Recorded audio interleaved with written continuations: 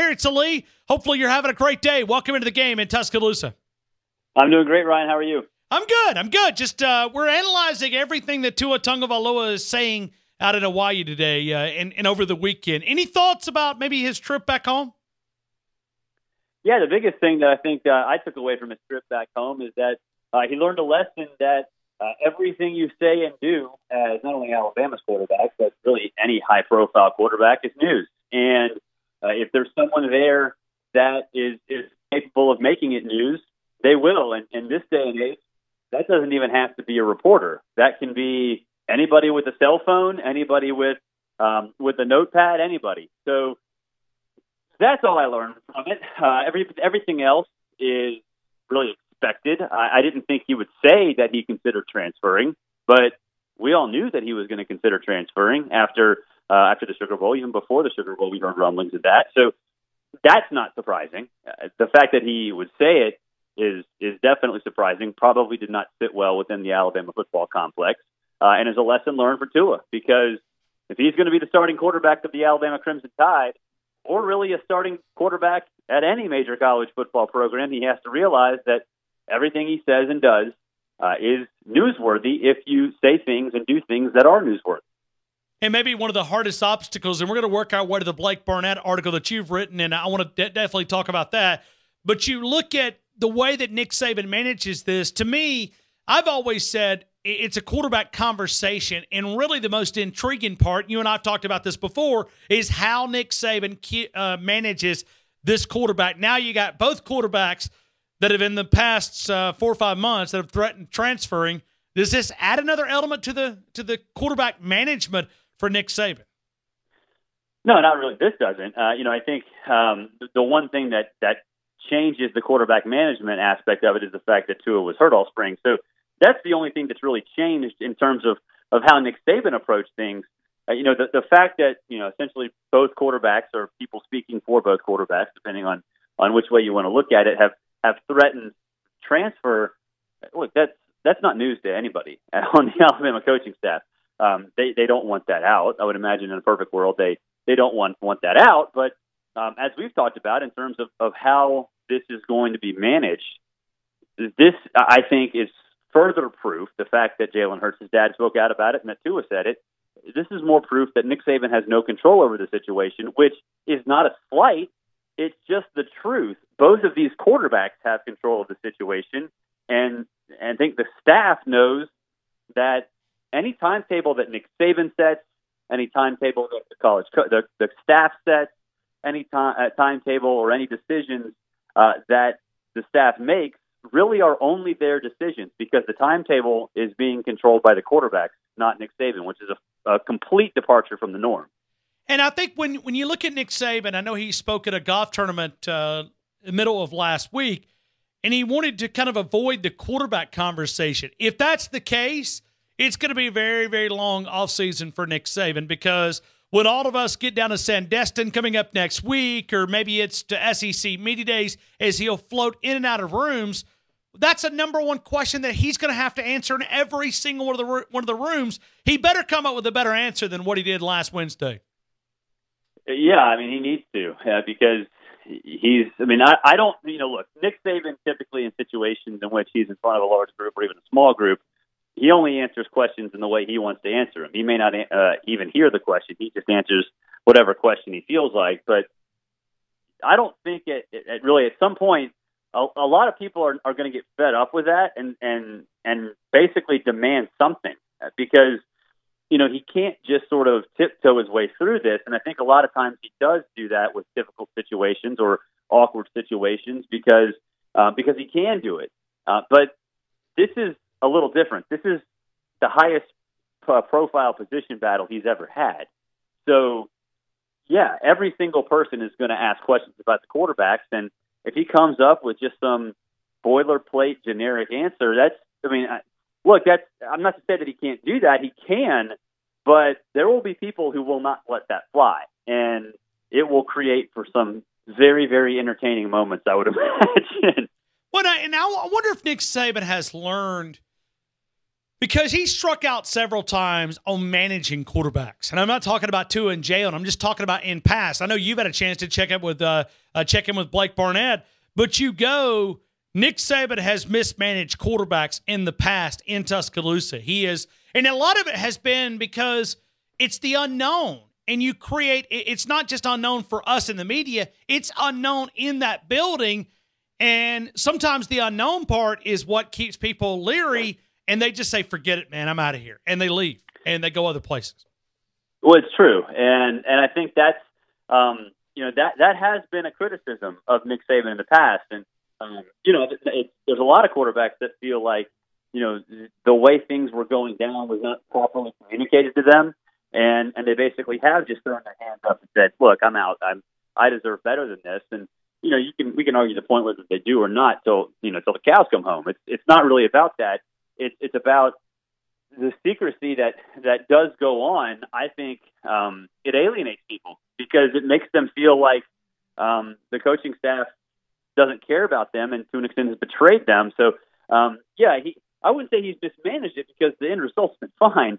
But, I think the problem comes with the guys that lose out on these battles really have no reason to stick around because they feel, fair or unfair, like they've been betrayed a little bit. Sitting down with Blake Barnett, did you, in the conversation, I'm not sure if it was a complete sit down, but your conversation with Blake Barnett, what did you learn about his time in Tuscaloosa? That he almost had a very, very big chance to do something special with Alabama. And we all knew sort of that he was in the hospital after the week after the Ole Miss loss in Tuscaloosa, and really didn't know specifics. Nick Saban mentioned that he was ill. Blake put some pictures on his Instagram account that suggested he was in the hospital, which he was. But he had 2 blood transfusions and an iron transfusion, had a hole in his small intestine.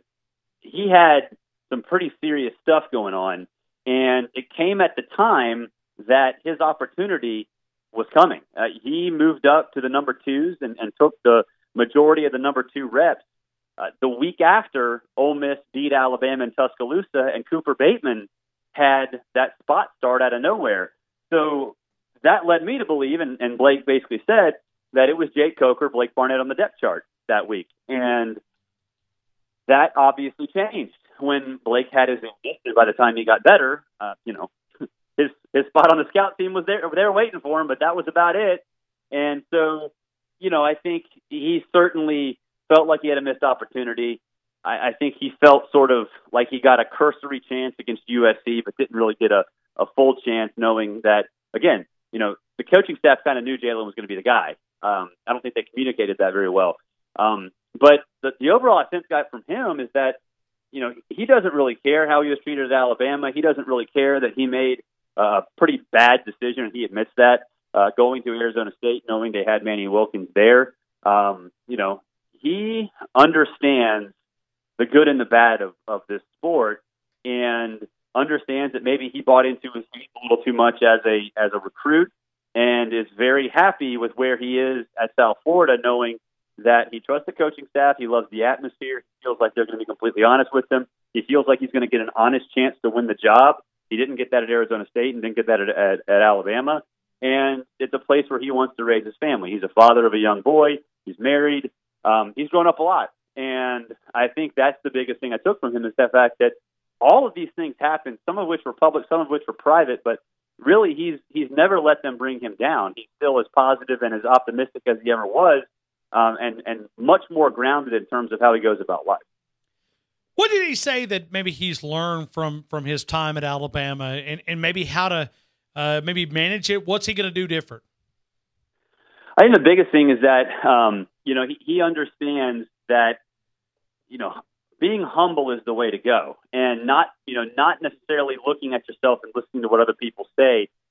Look at yourself in the mirror and understand where you are and the things that are happening to you and the things that you are doing and how they impact your career, your life, whatever. And don't let other people basically tell you what you're doing and how you're supposed to feel. I think a lot of quarterbacks go through that. Look, we always talk. I mean, look, Jalen Hurts is a perfect example with what his dad said.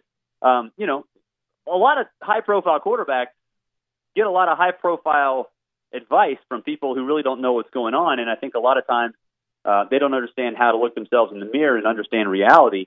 Blake, I think that was his biggest problem at Alabama. He, thought, like a lot of guys, no matter what the school is, that they're going to come in and be the savior. They're going to be the superstar. And when that didn't happen, I don't think he handled that right. I don't think the people around him handled that right. And had he gone back and done it again, he would have approached everything differently at Alabama. And would that have changed things? I don't know. Maybe not. But, I think he sort of approached that situation like he was the man, and it really backfired on him and backfired on him in a way that was kind of compounded by the fact that he never really did get a decent chance at actually winning the job. But could you imagine the pressure? You get a 5-star quarterback, and everywhere you go, someone rolls out the red carpet. Even guys like Nick Saban during the recruiting process of rolling out, treating you like a celebrity. We got to remember, these are 16, 17, at latest 18-year-old young men, and you can imagine where it would be difficult to stay humble in those big moments like that. No, without a doubt. And I think it used to be that the de-recruiting process was a big deal for college coaches. You basically love all these guys up, and then they sign, and then you try to tear them down and say you've got to go earn it. With certain coaches and staffs, and I think Alabama's like this, I think Ohio State's like this, I think Clemson's like this, de-recruitment doesn't really matter anymore. In fact, you kind of want these players to feel like and play like great players, because they need to come in thinking, okay, I'm the man, and then realize I've got some work to do or get out. Either way, because someone's got to leave. If you stack 5-star on 5-star on 5-star, someone's got to leave. And that's okay if it's a guy who doesn't want to fight for it. You want guys to come in and, push people and push the issue and realize that, yeah, I'm a superstar, but I'm going to have to work to be an even bigger superstar. So I think egos coming into college football, especially the quarterback position, that's a really good thing as long as it's channeled properly. Justin Fields is like this at Georgia. Tua was like this last year at Alabama because he worked his tail off despite the fact that he was going to transfer. Jake Fromm was like that at Georgia. Guys that try to get to that point, but then understand or realize that they don't want to fight for it, go elsewhere, like Hunter Johnson today for Clemson.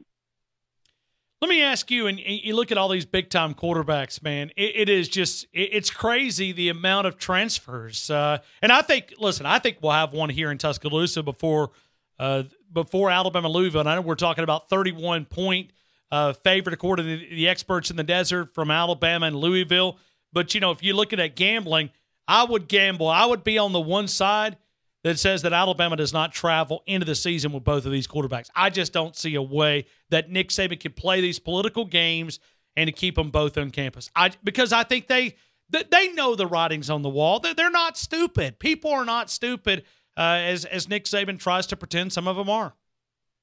No, I mean, when it comes to Alabama, these guys are going to know who's taking the number 1s and number 2 snaps. You cannot, let them in. If you're Nick Saban and give them some updates as to where they stand, but they're going to know where they stand. And, if Alabama tries to mask this from the players in the team by giving them equal snaps late into fall camp, then he's doing a huge disservice to the other players on the team. They're going to know. And, I think the idea that Jalen would redshirt and be the emergency 2B quarterback, knowing that it could be a grad transfer in December, that's great from the Hurts perspective and the Hurts family perspective. But do you really want, if you're Nick Saban, the guy who's not completely bought in? And to me, the answer is no. So, no, he's not going to be able to keep this under wraps, and he's not going to be able to control the situation, which for Nick Saban, I'm sure it drives him crazy. But it really is in the hands of both quarterbacks, and they're going to know what the deal is, whether Nick Saban tells them or not, and they're going to make a decision. It's going to happen pretty quickly.